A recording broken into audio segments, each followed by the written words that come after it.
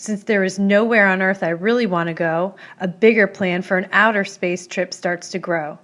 If we had a rocket ship to escape gravity, we would float around in space enjoying what we see. I have heard just a bit about the solar system, and I know Earth's position is very premium. Poetic Empiricist Space Trip 2012.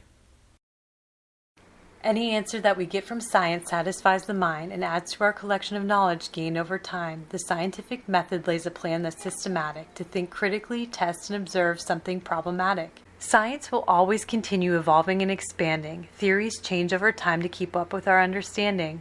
Humans are limited by perception, perspective, and mind. Technology improves, breakthroughs occur, theories are refined. Science laws are different. They're proven to describe and predict. Laws have equations formulating the process it depicts. Theories don't become laws. They're a possible explanation for the many effects we observe with hidden causation.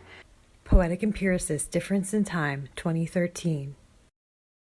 Young people have spent their whole lives being taught how to behave. We teach toddlers to overcome their animalistic urges, how to get along with others, not to bite, scratch, or clobber their peers fighting over a toy. We teach kids not to lie, cheat, or steal, and that they should help others and be fair. We teach them the golden rule. These and many other lessons shape children into people other people want to be around. If everyone operated only from these parameters, then the world would be full of loving, kind exchanges. Perhaps this is the world most adolescents were hoping for. Instead, they see chaos, destruction, oppression, greed, hatred, environmental degradation, species and habitat loss. What's worse is the apathy they receive when they try to express their incredulous anger. The exact same people who taught them what's right and what's wrong offer a shrug or a distraction. All of a sudden, when they see famine, genocide, apartheid, brutality, they're told fairness doesn't matter, peace doesn't matter. These reactions will not suffice. Where do they go from there? What takes hold? Anger, sadness, apathy, self-medicating? It reminds me of a Friedrich Nietzsche quote. If you gaze for long into the abyss gazes also into you. Teens can easily be lost to the abyss. How can we guide and support them? Anger is a passionate, energetic emotion.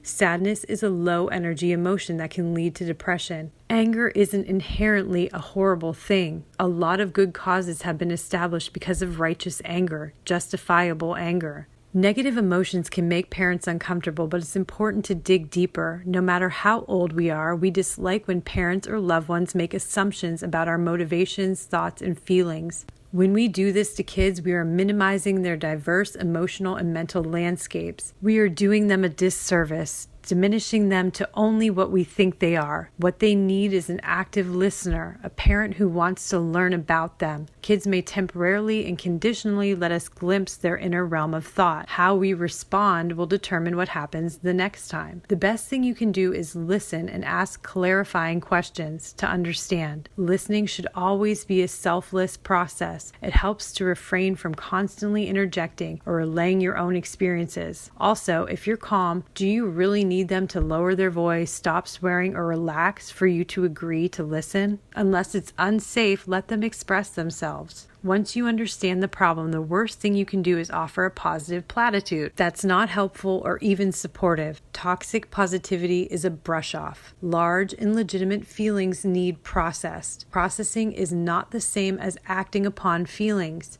Dealing with feelings entails a thoughtful review of the underlying causes and formulating acceptable solutions. For a child frustrated by their own futility in the face of all perceived downfalls of society, help them sharpen their perception. Help them to see what they personally are equipped to change. Empower them to imagine the good that they can achieve now with the resources, talents, and ideas they have. There are many impactful actions that are free, like starting or joining a social media campaign, organizing a protest, or simply creating awareness of a problem. Hope is a powerful feeling. It is the capacity to rekindle a belief in goodness.